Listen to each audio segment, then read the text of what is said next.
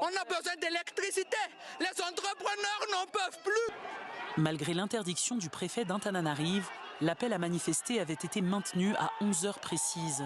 À l'heure dite, une foule compacte de plusieurs centaines de jeunes se rue vers un cordon de sécurité du centre-ville déployé par les gendarmes.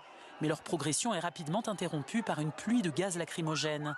Repoussés mais déterminés, les manifestants multiplieront les tentatives des heures durant pour atteindre la place de la démocratie, en vain.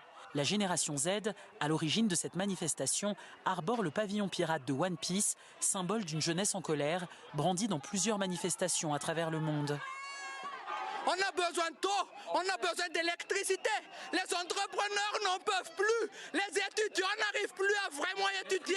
On en a marre. L'université se fait détruire. On veut apprendre comme les enfants de ces putains de dirigeants. Sur cette banderole, marre de la dictature, de la corruption, de la pauvreté et de l'insécurité. Une mobilisation historique depuis l'élection du président Rajoelina en 2018 qui se transforme rapidement en face-à-face entre manifestants munis de pierres et forces de l'ordre. Plusieurs blessés sont à déplorer des deux côtés. L'État à qui on a prêté le pouvoir nous agresse. C'est à nous qu'appartient le pouvoir, pas à eux. S'ils nous cherchent, ils nous trouveront. Rendez-nous notre liberté. Voilà ce qu'on a subi. On a manifesté, on a demandé gentiment nos droits, mais on nous les refuse. On n'a pas eu l'autorisation de manifester pacifiquement.